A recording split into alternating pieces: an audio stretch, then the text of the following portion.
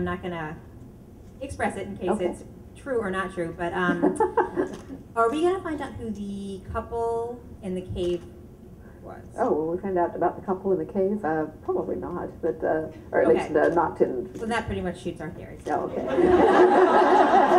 It's not Jamie and Claire, no. Yes.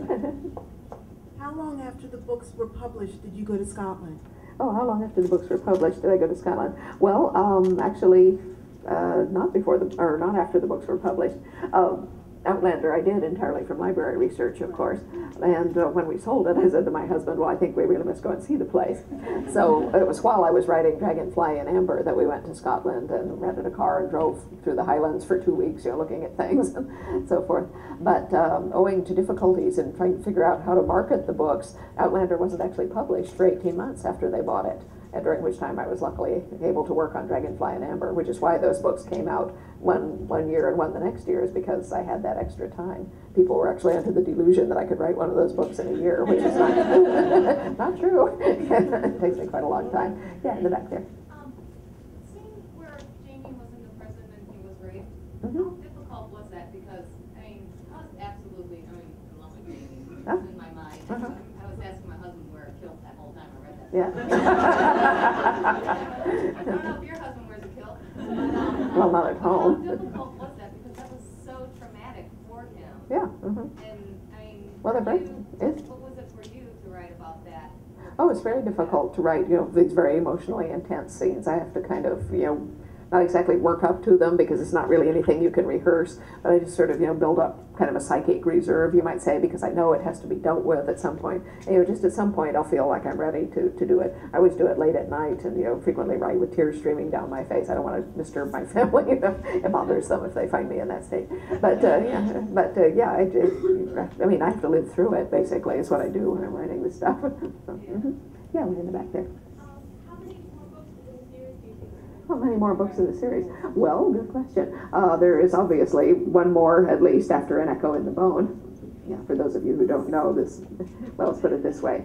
After Breath of Snow and Ashes, I got just rafts of email, all from people saying, oh, we're so sad that the series is over, sob, sob, or we're going to live without Jamie and Claire. And I wrote back to every single one of them and said, why on earth do you think this is the last book? I didn't say it's the last book. Does the paperback say the thrilling conclusion? No. Does it say the end at the end? No. Why do you think this? And to a man, they all wrote back and said, but you tied everything up so neatly. We thought it must be the last book. And I said, okay, nobody's going to read this book and think it's the last one, I tell you that.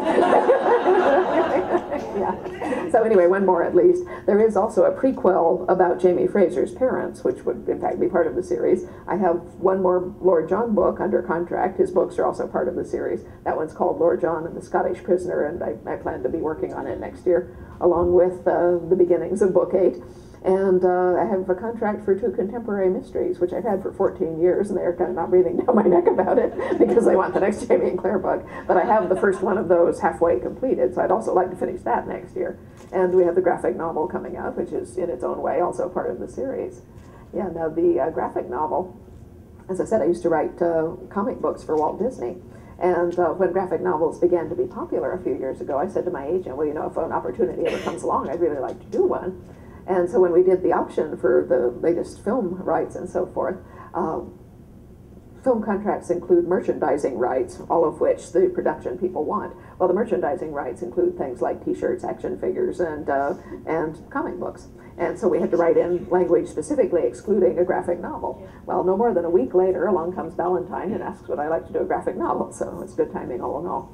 They said, we want a new Jamie and Claire story, and we want it to be kind of set within the parameters of Outlander, but we don't want a straight adaptation of Outlander. And I said, well, that'll be interesting. So I thought about that, and I said, well, Outlander is written entirely from Claire's point of view. She's an Outlander. She doesn't speak the language. She doesn't know the political complications. There's a lot of stuff going on behind her back, obviously. So I said, what if I kind of told that story from someone else's viewpoint? Okay. Well, you know what the first page of a graphic novel looks like. It's got that one big panel at the top and then small ones beneath. And the big panel usually has somebody that the story is about and something about the premise. Well, the panel here on this one shows a threshing sea under a lowering sky and a stark Scottish cliff at the side. Standing on the cliff is a small kilted figure leaning on his sword. And coming in through the clouds and the sea is this tiny ship, Well, this is Murtaugh, and he's waiting for Jamie to come back from France. So the story is told largely from Murtaugh's point of view, because he saw all kinds of things that Claire didn't know or wasn't privy to. So it in fact has a completely new storyline that weaves around the known events of the story. If you've read Outlander, you would recognize the main events, but there's also this new storyline, plus whatever Murtaugh was thinking about Claire, which was not always flattering. Yeah, anybody else on this side? I don't want to neglect you there. Everybody else who went through the stones went through for a purpose. So did Claire have a purpose, or was that just an accident? I think it was probably an accident to start with. I would imagine that a number of people have gone through by accident. You'll meet one of them in this book. Yeah, but you look at Guiley's notebooks, there were a lot of people who went through by accident and didn't make it, you know. Yeah. Do you know how the stones work? We're finding more and more Do I know how the stones work? Yes, I do. But we are finding more and more out about it. Yeah, well, I had to actually figure out the Gabaldon theory of time travel, which I was in fact invited to write up for the Journal of Transfigural Mathematics. I did. But you know, we don't just lay it out for everybody ahead of time. The readers have to discover it the same way the characters do, which is in bits and pieces, trial and error, you know, the stories of different people and what happened to them. And so they're just, you know, kind of building up a theory, some of which may be right, some of which may be wrong. You know, by the time the series is over, I hope to have explained the whole thing, you know, at least in broad outline. Yeah.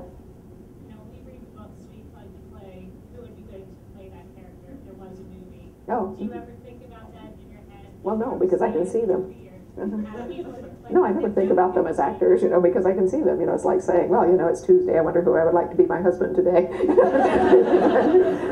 No, I don't know. I never watch television, and I see movies several years after they're made on DVD, so I don't know. I don't know anybody. In fact, I had to subscribe to People magazine for a while so that I would know who the production people were talking to me about when they mentioned people.